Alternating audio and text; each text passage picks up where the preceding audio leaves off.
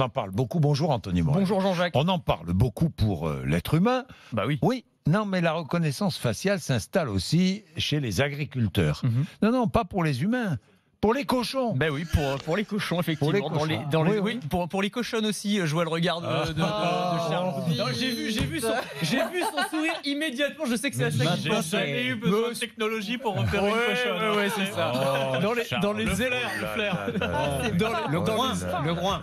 Dans les élevages porcins en Chine, on commence à utiliser des technologies de reconnaissance faciale. C'est-à-dire qu'aujourd'hui, on a des outils, on a des algorithmes qui sont conçus notamment par Alibaba, c'est le Amazon chinois, qui sont capables de faire la différence individuellement en utilisant le groin, les oreilles, les yeux. Et entre Oscar le cochon et Barnabé le cochon. Enfin, je sais pas les noms des cochons, si vous voulez. Ah bon? Alors, sauf Napoléon, apparemment. On n'a pas le droit, vous savez que c'est interdit par la loi en France d'appeler un cochon Napoléon. Oui, c'est vrai. Moi, je l'ai appris en écrivant cette Ça, je ne chronique. savais pas. C'est fou, et c'est toujours en vigueur. Qui a écrit ça. Et c'est toujours en vigueur aujourd'hui. Enfin bref, tout ça pour vous dire à quoi est-ce que ça sert la reconnaissance faciale chez les cochons? Parce que c'est très sérieux ce sujet. Est-ce qu'on a le droit d'appeler un cochon Charles?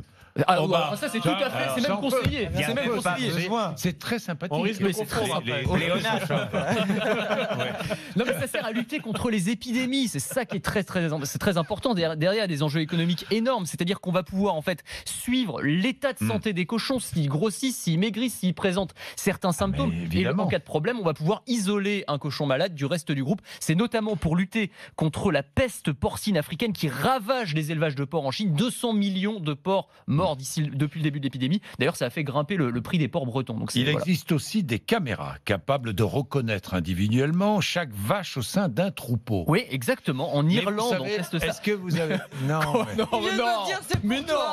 non, ça y a pas longtemps. vache au sein d'un troupeau. Oui. Mais vous savez que les agriculteurs, les éleveurs connaissent. Vous ne pourriez pas reconnaître une vache d'une autre, mais eux, mais bien sûr, individuellement, mais tout à fait. Et là encore, ça va être pour avoir un meilleur suivi de leur état de santé, savoir ce qu'elles mangent, ce qu'elles ingèrent, pour mieux suivre le bien-être des animaux. Même chose pour les moutons.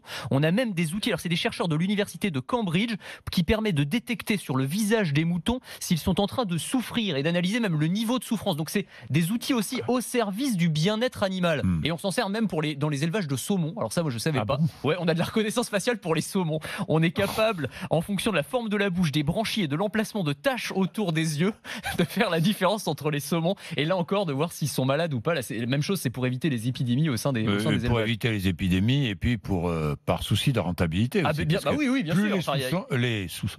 Les saumons sont en pleine forme et absolument. Non, mais plus ils prennent du poids et plus. C'est un enjeu économique. Ces derrière outils très important. de reconnaissance faciale pourraient aussi permettre de mieux lutter contre le braconnage bien sûr. des animaux sauvages. Exactement. Google, par exemple, a mis au point des outils qui permettent de reconnaître individuellement les éléphants. Donc, on est capable, en fonction de la trompe, de la taille des défenses, de reconnaître différents éléphants au sein d'une même famille, de suivre leur déplacement. Je sais pas pourquoi ils se marrent.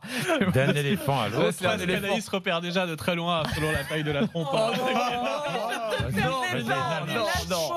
Oh non, là j'arrête. C'est plus possible. Charles. C'est plus possible. Et aussi de détecter la présence de braconneurs. Ça c'est très important évidemment, parce qu'on est capable, grâce à ces caméras intelligentes qu'on va placer dans les arbres par exemple, de détecter la présence d'humains qui voudraient faire du mal à ces animaux sauvages. Bravo, mais bravo Anthony.